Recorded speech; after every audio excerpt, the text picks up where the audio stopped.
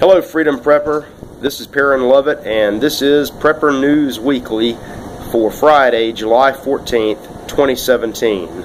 And this is our first video broadcast of the weekly news. It's one of the many changes that's coming. You're going to see integration at Freedom Prepper with the app and the magazine. And we're also going to have a lot more videos, including the news, at Freedom Prepper TV, or FPTV, on YouTube. This is my channel on loan, while Scott builds the state-of-the-art studio. For now, I'm just going to keep broadcasting here from the Collier County Jail exercise yard.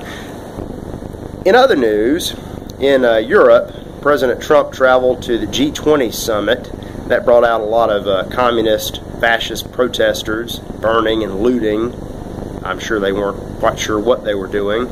Much of that is Soros funded. Soros, Hungary and Israel were in the news also. Hungary has an anti-George Soros program, which is not a bad thing to have. This drew condemnation from, I believe, the Foreign Ministry of Israel. Soros is Jewish, and apparently to criticize anyone who's Jewish is anti-Semitism. That was retracted, however, when Benjamin Netanyahu, Israel's prime minister, also criticized Soros. You see, he's not only anti-Hungary, he's anti-Israel and anti-American, anti just about everything except pro-Soros, pro-globalism.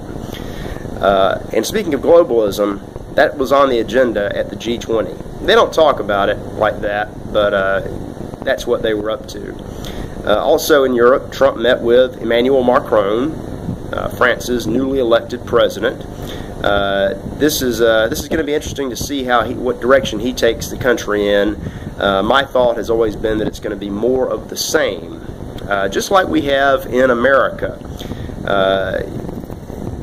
You may have noticed that the media, CNN, the New York Times, the Washington Post, are just beside themselves trying to connect Russia, anything Russian, to President Trump. And none of it seems to stick. In fact, every time they dig up a story, it exonerates Trump and seems to implicate either Obama, Hillary Clinton, or it points out the fake news characteristics of all these organizations. But they keep going back to it, which is ridiculous, because if they really wanted to concentrate on hard news, and if they wanted to dig at the Republicans, all they would have to do is point out that the Republicans can't seem to pass a budget. They, being the party of small government, or so they say, they can't seem to cut taxes.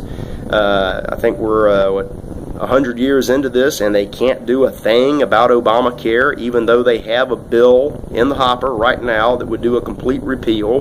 They've voted that up before, only to have Obama veto it. Trump is ready to sign it, and they can't do anything. It's July. Again, there's a bill that might appropriate some funding for the wall. We haven't seen a wall. All these things they could attack on, but they're not going to.